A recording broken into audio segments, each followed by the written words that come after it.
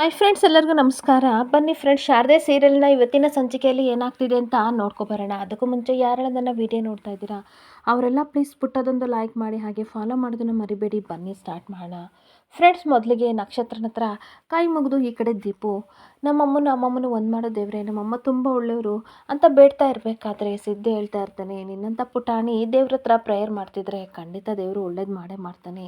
ನಿನ್ನನ್ನು ಅಮ್ಮನ ಖುಷಿಯಾಗಿಡ್ತಾನೆ. ನೀವಿಬ್ಬರು ಖುಷಿಯಾಗಿದ್ದರೆ ನನಗೆ ಅಷ್ಟೇ ಸಾಕು ಪುಟಾಣಿ ಅಂತ ಹೇಳ್ತಿರ್ಬೇಕಾದ್ರೆ ಈ ಕಡೆ ದೀಪು ಹೇಳ್ತಾ ಇರ್ತಾಳೆ, ಅಮ್ಮ ದಯವಿಟ್ಟು ಯಾವತ್ತೂ ಅಳಬೇಡಿ, ನೀವು ಹತ್ರ ನನಗೂ ಕಣ್ಣೀರು ಬರುತ್ತೆ ಅಂತ ಅನ್ಬೇಕಾದ್ರೆ ಶಾರದೆ ಹೇಳ್ತಾ ಇರ್ತಾಳೆ, ಇದು ಸಂತೋಷಕ್ಕೆ ಬರ್ತಿರೋ ಕಣ್ಣೀರು ಪುಟಾಣಿ, ನೀನು ದೇವ್ರ ಹತ್ರ ನನಗೋಸ್ಕರ ಪ್ರಾರ್ಥನೆ ಮಾಡ್ಕೊಂಡಲ್ಲ, ಆ ಖುಷಿಗೆ ಅಳು ಬರ್ತಿದೆ ಅಷ್ಟೇ ಅಂತ ಹಗ್ ಮಾಡಿಕೊಂಡು ಸಮಾಧಾನ ಮಾಡ್ತಾ ಇರ್ತಾಳೆ.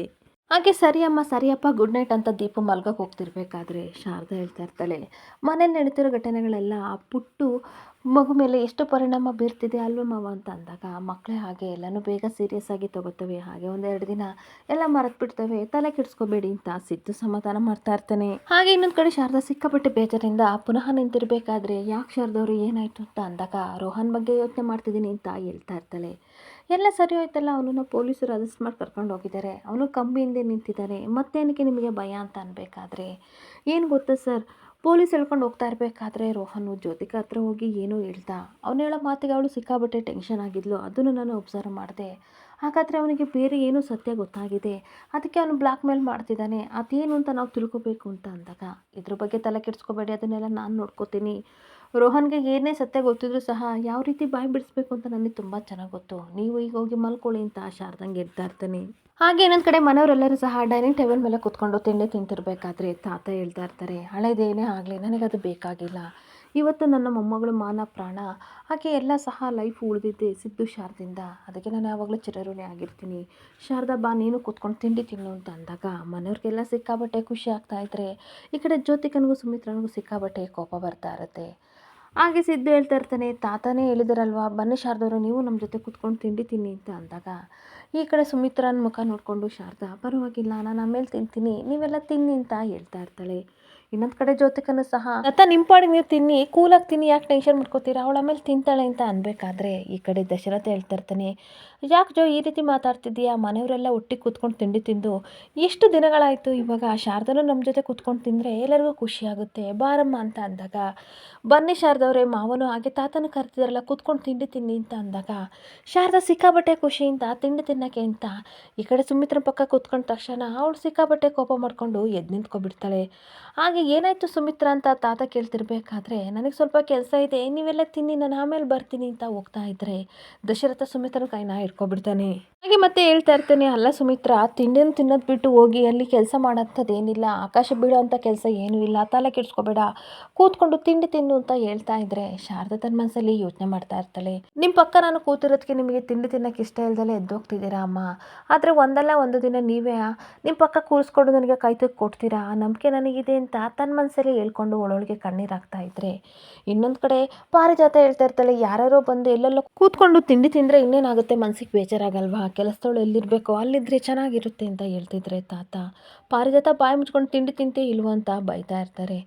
ಬಾಯಿ ಮುಚ್ಕೊಂಡು ಹೆಂಗೆ ತಿನ್ನೋಕ್ಕಾಗುತ್ತೆ ಅಂತ ಒಳ್ಳೊಳಗೆ ಗೊಣಾಳ್ಕೊಂಡು, ಈ ಪ್ರಾರಬ್ಧ ನೋಡೋಕ್ಕೆ ಇಷ್ಟು ದಿನ ಇರಲಿಲ್ಲ, ಇವಾಗ ಬಂದು ಮನೆಗೆ ತಗ್ಲಾಕೊಂಡು ಅಂತ ಬೈಕೊಂಡು ತಿಂಡಿ ತಿಂತಿದ್ರೆ ಸುಮಿತ್ರ ಏನು ಮಾತಾಡದೆ ಹಾಗೆ ನಿಂತಿರ್ಬೇಕಾದ್ರೆ ಜ್ಯೋತಿಕಾ ಡ್ರಾಮಾ ಮಾಡ್ತಾ ಇರ್ತಾಳೆ, ಮಮ್ಮ ಪ್ಲೀಸ್ ಇಟ್ಸ್ ಓಕೆ ಆಯಿತಾ, ನೀವು ಕೂತ್ಕೊಂಡು ತಿಂಡಿ ತಿನ್ನಿ, ಎಲ್ಲರೂ ಇಲ್ಲೇ ಇದ್ದೀವಿ, ನೀವಿಲ್ಲ ಅಂತ ಅಂದರೆ ತುಂಬ ಬೇಜಾರಾಗುತ್ತೆ, ನೀವು ಸಿಟ್ಮಾ ಅಂತ ಹೇಳ್ತಿರ್ಬೇಕಾದ್ರೆ ಇನ್ನೊಂದು ಕಡೆ ವಿಮಲನ್ನು ಸಹ ಹೇಳ್ತಾ ಇರ್ತಾಳೆ, ಪ್ಲೀಸ್ ಸುಮಿತ್ರ ಕೂತ್ಕೊಂಡು ತಿಂಡಿ ತಿನ್ನು ಅಂತ ಹೇಳ್ತಿದ್ರೆ ಏನು ಮಾತಾಡದೆ ಹಾಗೆ ಗುರಾಯಿಸ್ಕೊಂಡು ಶಾರದಾ ಮುಖನ ನೋಡ್ತಾ ಇರಬೇಕಾದ್ರೆ ಶಾರದಾ ಎದ್ದು ನಿಂತ್ಕೊಬಿಡ್ತಾಳೆ. ಶಾರದವ್ರೆ, ನೀವೇನಕ್ಕೆ ಎದ್ದು ನಿಂತ್ಕೋತಿದ್ದೀರಾ, ಪ್ಲೀಸ್ ಕೂತ್ಕೊಳ್ಳಿ ಅಂತ ಸಿದ್ದು ರಿಕ್ವೆಸ್ಟ್ ಮಾಡ್ತಾ ಇರ್ತಾನೆ. ಹಾಗೆ ಶಾರದಾ ಎದ್ದು ನಿಂತ್ಕೊಂಡ ತಕ್ಷಣ ಸುಮಿತ್ರ ತನ್ನ ಪಾಡಿಗೆ ತಾನು ಕೂತ್ಕೊಂಡು ತಿಂಡಿ ತಿಂತಾ ಇರಬೇಕಾದ್ರೆ ಈ ಕಡೆ ಸಿದ್ದು ಹೇಳ್ತಾ ಇರ್ತಾನೆ, ಇಷ್ಟೊತ್ತಕ್ಕ ಒಬ್ಬರನ್ನ ಕನ್ವಿನ್ಸ್ ಮಾಡಾಯಿತು, ಇವಾಗ ನಿಮ್ಮನ್ನು ಪ್ಲೀಸ್ ಕೂತ್ಕೊಳ್ಳಿ ಅಂತ ಅಂದಾಗ, ಬೇಡ ಸರ್ ನನಗೆ ಹಸಿವಿಲ್ಲ, ನಾನು ಆಮೇಲೆ ತಿಂತೀನಿ, ನೀವು ತಿನ್ನಿ ಸರ್ ಪ್ಲೀಸ್ ಅಂತ ಹೇಳ್ತಾ ಇರಬೇಕಾದ್ರೆ ಇನ್ನೊಂದು ಕಡೆ ದಶರಥ ಶಾರದಾ ಮುಖ ನೋಡಿಕೊಂಡು ಸಿಕ್ಕಾಪಟ್ಟೆ ಬೇಜಾರಿಂದ ಕೂತ್ಕೊಬಿಡ್ತಾನೆ.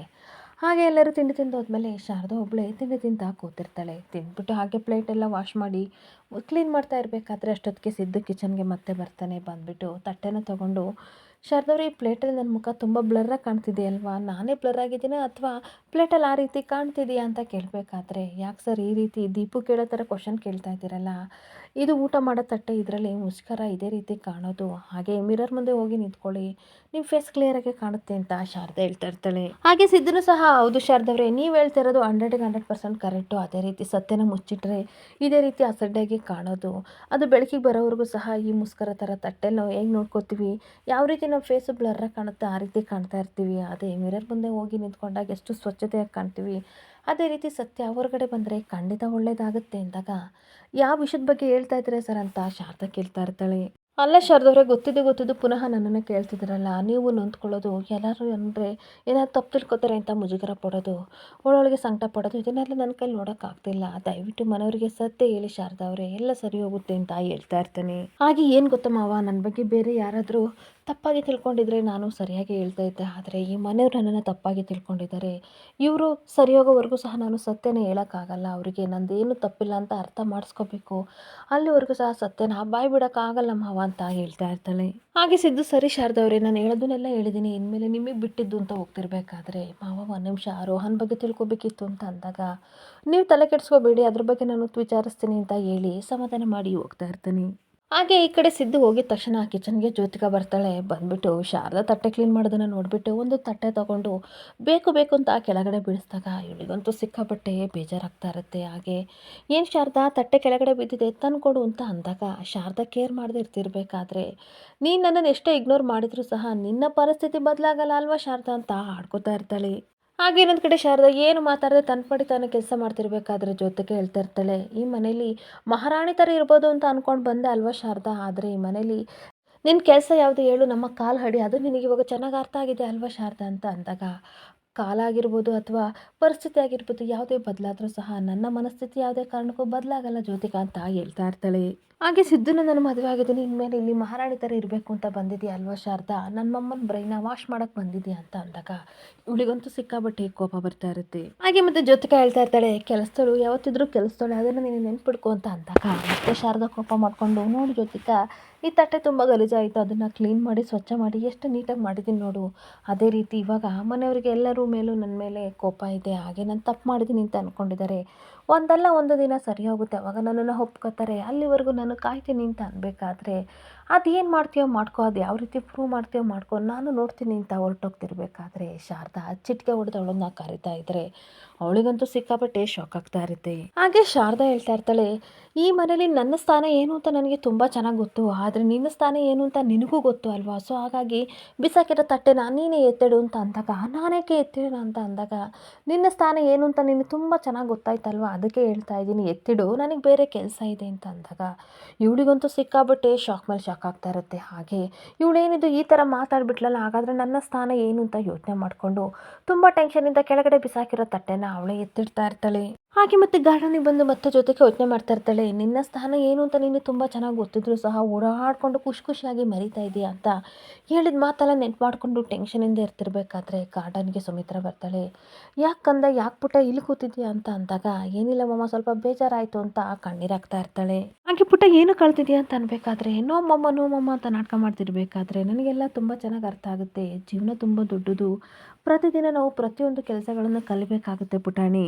ಒಂದೊಂದ್ಸಲ ಎಲ್ಲ ನಮಗೆ ಗೊತ್ತಾಗುತ್ತೆ, ಒಂದೊಂದ್ಸಲ ನಮ್ಮ ಕೈ ಮೀರಿ ಹೋಗುತ್ತೆ. ನಾನು ಸಹ ರೋಹನ್ ಜೊತೆ ಎಂಗೇಜ್ಮೆಂಟ್ ಮುರಿದ್ಬಿಡ್ತಲ್ಲ ಅಂತ ತುಂಬ ಬೇಜಾರಾಗಿದ್ದೆ. ಆದರೆ ಸತ್ಯ ಗೊತ್ತಾದ್ಮೇಲೆ ನನಗೂ ತುಂಬ ಖುಷಿ ಆಗ್ತಿದೆ. ಒಂದು ವೇಳೆ ನಿನ್ನ ಮದುವೆ ಆದಮೇಲೆ ಸತ್ಯ ಗೊತ್ತಾಗಿದ್ದರೆ ನಾವು ಏನು ಮಾಡಬೇಕಿತ್ತು, ಇನ್ನೂ ಕಣ್ಣೀರು ಹಾಕಬೇಕಿತ್ತು ಅಲ್ವಾ ಬಂಗಾರ. ದೇವರು ಇದಕ್ಕೆ ಎಂಗೇಜ್ಮೆಂಟ್ ನಿಲ್ಲಿಸ್ತಾ ಅಂತ ಅನಿಸುತ್ತೆ ಅಂತ ಹೇಳ್ತಾ ಇರ್ತಾಳೆ. ಹಾಗೆ ಒಂದು ವೇಳೆ ಮದುವೆ ಆಗಿದ್ದಾಗ ಅಡ್ಜಸ್ಟ್ ಮಾಡ್ಕೊಂಡು ಹೋಗು ಅಂತ ಹೇಳಿದ್ರೆ ನಿನಗೆ ಕಷ್ಟ ಆಗ್ತಿತ್ತು, ಮನೆ ಬಿಟ್ಟು ಬಾ ಅಂತ ಅಂದರೆ ಖಂಡಿತ ಇನ್ನೂ ತೊಂದರೆ ಆಗ್ತಿತ್ತು ಅಂದಾಗ, ನಾನು ಖಂಡಿತ ಬರ್ತಾ ಇರಲಿಲ್ಲ ಬಿಡಿ ಅಂತ ಅಂದಾಗ, ನೀನು ಮದುವೆ ಆದಮೇಲೆ ವಾಪಸ್ ಬರಲ್ಲ ಅಂತ ನನಗೆ ಗೊತ್ತು. ನಮ್ಮನೆ ಮಾನ ಮರ್ಯಾದೆ ಘನತೆಗೋಸ್ಕರ ನೀನು ಎಷ್ಟೇ ಕಷ್ಟ ಆದರೂ ರೋಹನ್ ಜೊತೆ ಜೀವನ ಮಾಡ್ತಿದ್ದೆ ಅಂತ ಗೊತ್ತು ಬಂಗಾರ. ನಿಂದು ಮನಸ್ಸು ಎಂಥದ್ದು ಅಂತ ನನಗೆ ತುಂಬ ಚೆನ್ನಾಗಿ ಗೊತ್ತು. ಆದರೆ ದೇವರು ದೊಡ್ಡವನು, ನಾನು ಇಷ್ಟು ವರ್ಷ ಮಾಡ್ಕೊಂಡು ಬಂದಿರೋ ಪೂಜೆ ಪುನಸ್ಕಾರ ಪ್ರತಿಫಲಿಸ್ತು, ನನ್ನ ಮಗಳ ಜೀವನ ಕಾಪಾಡ್ದ ಅಂತ ಸುಮಿತ್ರಾ ಹೇಳ್ತಾ ಇರ್ತಾಳೆ. ಹಾಗೆ ನೀನು ತಲೆ ಕೆಡಿಸ್ಕೊಬೇಡ ಬಂಗಾರ, ಒಂದೊಳ್ಳೆ ಜ್ಯೋತಿಷ್ಯರ ಹತ್ರ ಹೋಗಿ ನಿನ್ನ ಜಾತಕನ ನಾನು ತೋರಿಸ್ತೀನಿ, ಒಳ್ಳೆ ಹುಡುಗನ ಹುಡುಕ್ತೀನಿ ಅಂತ ಅಂದಾಗ ಇವಳಿಗೆ ಸಿಕ್ಕಾಬಟ್ಟೆ ಶಾಕ್ ಆಗ್ತಾ ಇರುತ್ತೆ. ನನ್ನ ಜ್ಯೋತಿಷನೇ ರಾಂಗು ಅಂತಂದಮೇಲೆ ಏನಪ್ಪ ಮಾಡಲಿ ಅಂತ ಅಂದ್ಬಿಟ್ಟು, ಮಮ್ಮ ಇದೆಲ್ಲ ಏನು ಬೇಡ, ನನ್ನ ಹಣೆ ಬರನೇ ಸರಿ ಇದ್ಮೇಲೆ ಇದು ಜ್ಯೋತಿಷ್ಯರ ಹತ್ರ ಏನಕ್ಕೆ ಹೋಗಬೇಕು, ಈ ಕುಂಡಲಿ ಜ್ಯೋತಿಷ್ಯ ಇದನ್ನೆಲ್ಲ ನಂಬೋಕ್ಕಾಗಲ್ಲ, ಸುಮ್ಮನೆ ಬಿಟ್ಬಿಡಿ ಅಂತ ಅಂದಾಗ, ತಲೆ ಕೆಡಿಸ್ಕೊಬೇಡ, ಮಾವನವ್ರಿಗೆ ಹೇಳಿ ಒಳ್ಳೆ ಜ್ಯೋತಿಷ್ಯರನ್ನ ಮನೆಗೆ ಕರೆಸ್ತೀನಿ, ಖಂಡಿತ ಎಲ್ಲ ಒಳ್ಳೇದಾಗುತ್ತೆ. ನಿನ್ನ ಕೈಗೆ ಯಾರ್ಯಾರು ನಿನಗೆ ಕೆಟ್ಟದ್ದು ಮಾಡ್ತಿದ್ದಾರೆ ಆ ಕೈಗಳು ನಿಲ್ಲೋ ಹಾಗೆ ಪೂಜೆ ಮಾಡ್ಸೋಣ, ನೀನು ತಲೆ ಕೆಡಿಸ್ಕೋಬೇಡ ಅಂತ ಹೇಳಿ ಸುಮಿತ್ರಾ ಸಮಾಧಾನ ಮಾಡಿ ಹೋಗ್ತಾ ಇರ್ತಾಳೆ. ಹಾಗೆ ನನ್ನ ಕಡೆ ತಾತ ಹಾಲಲ್ಲಿ ಕೂತ್ಕೊಂಡು ನ್ಯೂಸ್ ಪೇಪರ್ ಓದ್ತಾ ಇರಬೇಕಾದ್ರೆ ಅಲ್ಲಿಗೆ ಪಾರಿಜಾತ ಬರ್ತಾಳೆ. ರೀ ನಿಮ್ಮ ಹತ್ರ ಮಾತಾಡಬೇಕು ಅಂತ ಅಂದಾಗ, ಏನು ದುಡ್ಡು ಬೇಕಾ ಅಂತ ಅಂದಾಗ, ದುಡ್ಡು ಬೇಡ ರೀ, ಅದು ಪಾಲಾಕ್ಷ ಅಂತ, ಪಾಲಾಕ್ಷ ಕಾಣಿಸ್ತಿಲ್ಲ ಅಂತ ಹೇಳೋಕ್ಕೆ ಅಂತ ಹೊರಡ್ತಿರ್ಬೇಕಾದ್ರೆ ಅಷ್ಟೊತ್ತಿಗೆ ಜ್ಯೋತಿಕಾ ಬಂದು, ಗ್ರನಿ ಏನು ಹೇಳ್ತಿದ್ದೀರಾ, ಪಾಲಾಕ್ಷ ಅವರೆಲ್ಲ ಬೇರೆ ಊರಿಗೆ ಹೋಗಿದ್ದಾರೆ, ಅದಕ್ಕೆ ಫೋನ್ ಸಿಗ್ತಾ ಇಲ್ಲ, ನೀವು ಟೆನ್ಷನ್ ಮಾಡ್ಕೋಬೇಡಿ, ಬಿಟ್ಟಾಕಿ, ಇದೆಲ್ಲ ಚಿಕ್ಕ ಮ್ಯಾಟ್ರ್ ಅಂತ ಅಂದಾಗ, ಹಾಗಲ್ಲ ಗೋಲ್ಡಿ, ಅದು ಪಾಲಾಕ್ಷ ಅಂತ ಹೇಳೋಕೆ ಹೋಗ್ಬೇಕಾದ್ರೆ ಮುಚ್ಚು ಬಾ, ಏನು ಅಂದ್ಕೊಂಡಿದ್ದೆ ನೀನು, ಹೇಗಾದರೂ ಮಾಡಿ ಮನೆಗೆ ನಿನ್ನ ಮಗನ ವಾಪಸ್ ಸೇರಿಸ್ಬೇಕಂತ ಕಾಯ್ತಾ ಇದೆಯಲ್ವಾ, ಈ ಜನ್ಮದಲ್ಲಿ ಸಾಧ್ಯ ಇಲ್ಲ ಅಂತ ತಾತ ಹೋಗಿತಾ ಇರ್ತಾರೆ. ಇಲ್ಲ ರೀ, ನಾನು ಅದನ್ನೆಲ್ಲ ಹೇಳಕ್ಕೆ ಹೋಗ್ತಿರೋದು, ಪಾಲಾಕ್ಷ ಕಾಣಿಸ್ತಿಲ್ಲ ಅಂತ ಹೇಳಕ್ಕೆ ಹೋಗ್ತಿರ್ಬೇಕಾದ್ರೆ ಅಷ್ಟೊತ್ತಿಗೆ ಜ್ಯೋತಿಷ್ಯರು ಬಂದುಬಿಟ್ಟು, ಶಿವನಾರಾಯಣ ಅವರೇ ಅಂತ ಕರಿತಿರ್ಬೇಕಾದ್ರೆ, ಬನ್ನಿ ಶಾಸ್ತ್ರಿಗಳ, ನಿಮ್ಮನ್ನೇ ಕಾಯ್ತಾ ಇದ್ದೆ, ಬನ್ನಿ ಬನ್ನಿ ಕೂತ್ಕೊಳ್ಳಿ ಅಂತ ಶಾಸ್ತ್ರಿಯವ್ರ ಜೊತೆ ಮಾತಾಡೋಕ್ಕೆ ತಾತ ಹೋಗ್ತಾ ಇರ್ತಾರೆ. ಹಾಗೆ ಮತ್ತೆ ತಾತ ಹೇಳ್ತಾ ಇರ್ತಾರೆ, ಚೆನ್ನಾಗಿದ್ದೀರಾ, ಯೋಗಕ್ಷೇಮ ಎಲ್ಲ ಚೆನ್ನಾಗಿದೆ, ಹಾಗೇನಾದರೂ ತೊಗೋತೀರಾ ಅಂತ ಅಂದಾಗ, ಶಾಸ್ತ್ರಿಗಳೇ ಏನು ಬೇಡ ಅಂತ ಅಂದಾಗ, ಮನೆಯವ್ರನ್ನೆಲ್ಲ ಕರಿಯಮ್ಮ ಅಂತ ಜ್ಯೋತಿಕನ್ಗೆ ಹೇಳ್ತಾ ಇರ್ತಾರೆ. ಮನೆಯವರೆಲ್ಲರೂ ಬಂದು ಕೂತ್ಕೊಂಡಾಗ ಇದ್ದಕ್ಕಿದ್ದಂಗೆ ನನ್ನನ್ನೇನಕ್ಕೆ ಕರೆಸಿದ್ರೆ ಶಿವನಾರಾಯಣ ಅವರೇ ಅಂತ ಜ್ಯೋತಿಷ್ಯರು ಕೇಳ್ತಿರ್ಬೇಕಾದ್ರೆ, ಏನಿಲ್ಲ, ಮನೇಲಿ ತುಂಬ ಸಿಕ್ಕಾಪಟ್ಟೆ ಪ್ರಾಬ್ಲಮ್ ಆಗ್ತಿದೆ, ಮೊಮ್ಮಗಳು ಎಂಗೇಜ್ಮೆಂಟು 3 ಸಲ ಮುರಿತಾ ಇದೆ, ಗ್ರಹಗತಿಗಳನ್ನ ನೋಡಿ ಹೇಳ್ತೀರಾ ಅಂತ ಅಂದಾಗ, ಸರಿ ಆಗ್ಬೋದು, ಹಾಗೆ ಜ್ಯೋತಿಕಂದ ಜಾತಕನ ಕೊಡಿ ಅಂತ ಅಂದಾಗ ಸುಮಿತ್ರಾ ಕೊಡ್ತಾ ಇರ್ತಾಳೆ. ಹಾಗೆ ಜ್ಯೋತಿಷ್ಯರು ಜಾತಕ ನೋಡ್ಬಿಟ್ಟು ಸಿಕ್ಕಾಪಟ್ಟೆ ಆಶ್ಚರ್ಯದಿಂದ, ಆಲ್ರೆಡಿ ಜಾತಕ ಪ್ರಕಾರ ಈ ಹುಡುಗಿಗೆ ಕಂಕಣ ಬಾಲ ಕೂಡ ಬಂದಿದೆ, ಕಂಕಣ ಭಾಗ್ಯ ಬಂದಿರೋದ್ರಿಂದ ಈ ಹುಡುಗಿಗೆ ಆಲ್ರೆಡಿ ಮದುವೆ ಆಗಿದೆ ಅಂತ ಅಂದಾಗ ಮನೆಯವ್ರಿಗೆಲ್ಲ ಸಿಕ್ಕಾಪಟ್ಟೆ ಶಾಕ್ ಮೇಲೆ ಶಾಕ್ ಆಗ್ತಾ ಇರುತ್ತೆ. ಹಾಗೆ ಇನ್ನೊಂದು ಕಡೆ ಇಮ್ಮಲ್ಲೂ ಸಹ, ಅಯ್ಯೋ ಶಾಸ್ತ್ರಿಗಳೇ, ನಿಜವಾಗ್ಲೂ ನಮ್ಮ ಮೊಮ್ಮಗಳಿಗೆ ಮದುವೆ ಆಗಿಲ್ಲ, ನಮ್ಮ ಜ್ಯೋತಿಕನಿಗೆ ಮದುವೆ ಇಲ್ಲ, ಅದಕ್ಕೆ ನಾವು ನಿಮ್ಮನ್ನು ಕರೆಸಿದ್ದು ಅಂತ ಅಂದಾಗ, ದಯವಿಟ್ಟು ಸರಿಯಾಗಿ ಪರಿಶೀಲಿಸಿ ಅಂತ ತಾತ ಹೇಳ್ತಾ ಇರ್ತಾರೆ. ನಾನು ಸರಿಯಾಗಿ ನೋಡಿ ಹೇಳ್ತಿದ್ದೀನಿ, ಈ ಜಾತಕದಲ್ಲಿ ಗ್ರಹಗಳು ಎದ್ದು ಕಾಣ್ತಿದೆ, ಅವರಿಗೆ ನಿಜವಾಗ್ಲೂ ಮದುವೆ ಆಗಿದೆ ಅಂತ ಜ್ಯೋತಿಷರು ಹೇಳ್ತಾ ಇದ್ರೆ, ಈ ಕಡೆ ಜ್ಯೋತಿಕನಿಗೆ ಸಿಕ್ಕಾಪಟ್ಟೆ ಟೆನ್ಷನ್ ಆಗ್ತಿರುತ್ತೆ. ಅಯ್ಯೋ ದೇವ್ರೆ, ಅದು ಜಾತಕ ಶಾರದಂದು, ಏನಪ್ಪ ಮಾಡಲಿ, ಅವಳು ಮದುವೆಗಿರೋ ವಿಷಯ ಗೊತ್ತಲ್ವಾ, ಅದಕ್ಕೆ ಈ ರೀತಿ ಜಾತಕದಲ್ಲಿ ಬರ್ತಾ ಇದೆ ಅಂತ ಅನ್ಸುತ್ತೆ ಅಂತ ಟೆನ್ಷನ್ ಮಾಡ್ಕೊತಾ ಇರ್ತಾಳೆ. ಹಾಗೆ ಇನ್ನೊಂದು ಕಡೆ ದಶರಥ, ಹಾಗಾದರೆ ಇದು ನನ್ನ ಮಗಳ ಜಾತಕ, ಹಾಗಾದರೆ ಖಂಡಿತ ನನ್ನ ಮಗಳಿಗೆ ಮದುವೆ ಆಗಿದೆ ಅಂತ ಅನ್ಸುತ್ತೆ, ಎತ್ತ ಅಪ್ಪ ಅಮ್ಮ ನಾವಿದ್ರೂ ಸಹ ಅವಳಿಗೆ ಮುಂದೆ ನಿಂತು ಮದುವೆ ಮಾಡೋ ಯೋಗ ನಮಗಿಲ್ಲ, ಒಟ್ಟಾರೆ ಅವಳು ಗಂಡನ ಜೊತೆ ಖುಷಿಯಾಗಿದ್ದರೆ ಅಷ್ಟೇ ಸಾಕು ಅಂತ ದಶರಥ ಖುಷಿ ಪಡ್ತಾ ಇರ್ತಾನೆ. ಇನ್ನೊಂದು ಕಡೆ ತಾತ, ಹಾಗಾದರೆ ನಾವು ಏನೋ ತಪ್ಪಾಗಿ ಬರ್ಸಿದ್ವಿ ಜಾತಕ ಅಂತ ಅನಿಸುತ್ತೆ, ಒಂದು ವೇಳೆ ತಪ್ಪಾಗಿರ್ಬೋದು, ಅಷ್ಟೇ ನೋಡ್ಬಿಟ್ಟು ನೀವು ಹೇಳಿ ಅಂತ ಅಂದಾಗ, ಬಾರಮ್ಮ ಕೂತ್ಕೊಂಡು ನೋಡಿ ಹೇಳ್ತೀನಿ ಅಂತ ಜ್ಯೋತಿಷ್ಯರು ಕರಿತಾ ಇರ್ತಾರೆ. ಜ್ಯೋತಿಕನ ಕೈ ಹಿಡ್ಕೊಂಡು ನೋಡಿಬಿಟ್ಟು, ಈ ಕಡೆ ಕಂಕಣ ಭಾಗ್ಯ ಇರೋ ರೇಖೆ ಕಾಣಿಸ್ತಾ ಇಲ್ಲ ಕಣಮ್ಮ, ಗ್ರಹಗತಿಗಳೆಲ್ಲ ಚೆನ್ನಾಗಿಲ್ಲ, ನಿನ್ನ ಮೈಂಡಲ್ಲಿ ಏನೇನೋ ಆಲೋಚನೆಗಳಿದ್ದಾವೆ, ಹಂಗಾಗಿ ಅದು ತೊಂದರೆ ಆಗ್ತಿದೆ ಅಂತ ಅಂದಾಗ ಎಲ್ಲರಿಗೂ ಸಿಕ್ಕಾಬಟ್ಟೆ ಶಾಕ್ ಆಗ್ತಾ ಇರುತ್ತೆ. ಹಾಗಾದರೆ ಅದಕ್ಕೆ ಪೂಜೆ ಪುನಸ್ಕಾರ ಏನೂ ಇಲ್ವಾ ಅಂತ ಪಾರಿಜಾತ ಕೇಳ್ತಿರ್ಬೇಕಾದ್ರೆ ಅಷ್ಟೊತ್ತಿಗೆ ಶಾರದಾ, ತಗೊಳ್ಳಿ ಶಾಸ್ತ್ರಗಳೇ ಅಂತ ಜ್ಯೂಸನ್ನ ತಂದು ಕೊಡ್ತಾಳೆ. ಜ್ಯೂಸನ್ನ ಕುಡಿತಕ್ಕೆ ಹೋಗಿ ಶಾರದಾ ಮುಖ ನೋಡಿ, ಯಾರಮ್ಮ ನೀನು ರಾಣಿ ಕಳೆ ಇದೆ ನಿನ್ನ ಮುಖದಲ್ಲಿ, ಖಂಡಿತ ನಿನಗೆ ಒಳ್ಳೇದಾಗುತ್ತೆ ಅಂತ ಅಂದಾಗ ಎಲ್ಲರಿಗೂ ಸಿಕ್ಕಾಪಟ್ಟೆ ಶಾಕ್ ಆಗ್ತಾ ಇರುತ್ತೆ. ಇಲ್ಲಿಗೆ ಸಂಚಿಕೆ ಎಂಡ್ ಆಗ್ತಿದೆ. Thank you.